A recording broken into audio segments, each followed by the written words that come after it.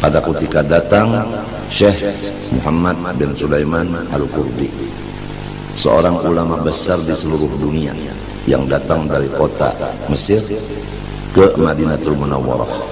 Kemudian berkumpullah ulama Mekkah dan Madinah dan ulama lainnya di Masjid Nabawi.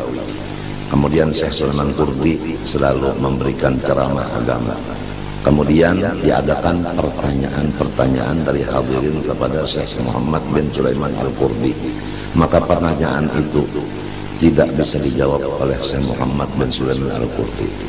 Maka Syekh Muhammad bin Sulaiman Al-Qurdi sebagai ulama yang betul-betul waras Rasulullah, selalu beliau tawadhu, beliau melaksanakan tawadhu. Beliau serahkan kepada orang-orang yang hadir siapa di antara yang sanggup menjawab pertanyaan-pertanyaan yang diajukan kepada saya tadi.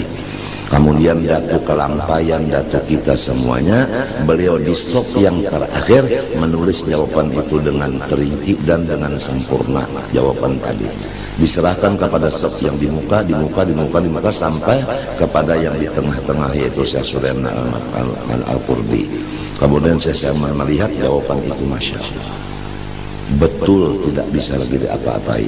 Kemudian saya mau Sulaiman menanyakan siapa yang menulis, yang menjawab ini. Lalu ditanyakan ini yang paling di belakang ini Muhammad Arsyad, dari mana? Dari Banjar. Disitulah digelar Al-Banjari. Sebetulnya kalau menurut silsilahnya yang ditulis oleh cucu beliau sendiri, yaitu Datu Muhammad Al-Khatib, wa kana Abdullah Banjar hada Hindian mansa'an wa Banjaran Lukgabang Manjaran maskanan wa qabran wa kana mahbuban inda sultan. Di situ ada tulisan daripada cucu beliau yang tidak pernah berdusta. Ini Datu Muhammad Al-Khatib tidak pernah berdusta.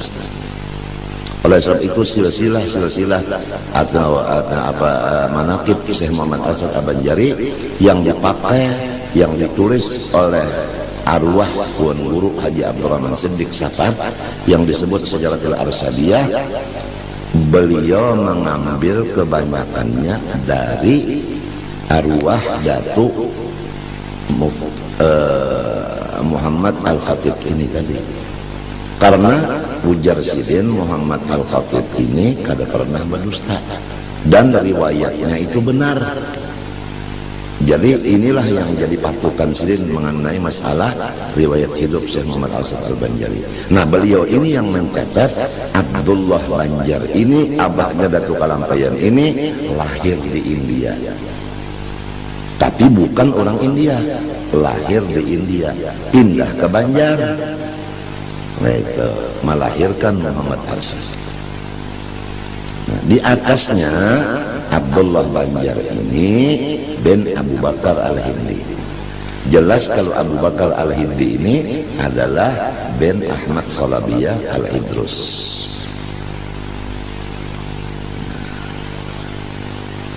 Tapi karena orang-orang dahulu itu tidak membicarakan masalah nasab karena takut fakhr, maka ditutup yang demikian itu, sehingga yang tersebar yang di Madinah ini tadi, yaitu dari mana kamu? Dari Banjar, Al-Banjari. Begitulah. Jadi laqab Al-Banjari itu waktu ini terjadinya. Jadi kita harus tahu tarikh-tarikhnya. Itu laqab. Gelar itu tarikhnya kapan, waktu apa. Semua didapat daripada orang-orang tua-tua nang soleh.